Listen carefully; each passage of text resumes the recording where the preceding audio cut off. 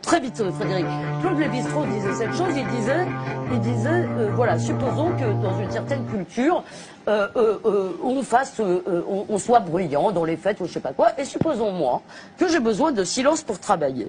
Supposons donc que je m'éloigne, que j'aille habiter ailleurs ou que je décide d'aller habiter ailleurs parce que moi, j'ai besoin de silence. Eh bien, je ne voudrais pas que sous ce prétexte-là, on m'accuse de racisme. Alors qu'est-ce qui se passe aujourd'hui? Il y a en plus une espèce d'inquiétude identitaire que vous ne faites que stigmatiser, vous ne l'écoutez jamais. Ils ont tort, ils ont raison. Des gens ont peur, voilà, que leur pays change trop, non pas à cause de la couleur de la peau de ses habitants, ça je ne crois pas, mais parce qu'ils sont attachés à un certain type de mode de vie, à un certain type de rapports sociaux, à un certain type de codes sociaux. Ils ont raison, ils ont tort, je n'en sais rien.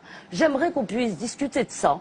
Mais je pense que la prise en compte de la complexité, de la nuance est importante. Si vous traitez de raciste toute personne qui pense des choses pareilles, si vous traitez de raciste toute personne, si vous voulez, qui dit qu'il peut y avoir des problèmes avec l'immigration, alors les gens vont finir par se dire que c'est pas très grave d'être raciste. Moi, je ne confonds pas raciste et assimilationniste, par exemple. Hein. Je pense que vous parlez de gens qui aimeraient que les étrangers qui viennent épousent, je ne sais pas, le mode de vie d'ici, la culture d'ici, un peu plus.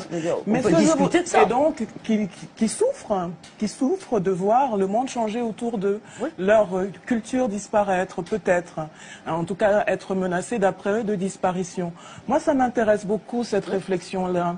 Parce que si on l'amène jusqu'à son terme, ou bien si peut-être on commence par le commencement, on dira que les subsahariens d'aujourd'hui, par exemple, ont vu déferler sur eux un monde qu'ils ne connaissaient pas et qu'ils se débattent toujours avec.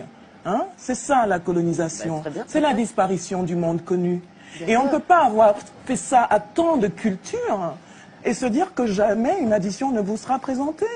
C'est impossible. Ah ben oui. Vous pensez que c'est l'addition? Mais c'est l'histoire. C'est la conséquence. C'est l'histoire. C'est la conséquence de l'histoire. Ah bon, bah donc moi je croyais... C'est pas un calcul. Donc vous dites c'est une Je pense que c'est le fait. Je pense que c'est un fait. Je pense que les gens ne comprennent pas le monde dans lequel ils doivent vivre dans certains espaces et qu'ils pensent que ce sera mieux ailleurs. Ils n'arrivent pas à savoir quoi en faire de ce monde qu'on leur a laissé et dont ils n'ont toujours pas les clés.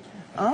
Et donc voilà, ils essayent de survivre, les gens. Ils essayent de survivre, les gens. Je pense que c'est un peu dangereux de dire cette affaire de facture. Mais je pense que, peut-être que c'est exagéré, mais je le dis. Je le dis. Je suis une personne sensible, je ne suis pas une intellectuelle, je suis une artiste. Donc je pense que je peux m'exprimer de manière un peu émotive et qu'on m'excusera. On m'excusera pour ça.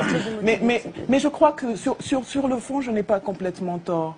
Hein, sur la disparition du monde connu, on peut en parler, hein, de la disparition du monde connu dans plein d'espaces.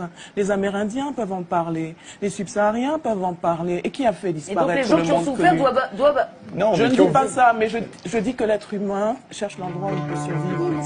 Et qu'aujourd'hui, par exemple, un espace comme l'Afrique subsaharienne n'appartient pas aux subsahariens, mais aux multinationales occidentales, et que c'est un droit pour les gens d'aller survivre ailleurs.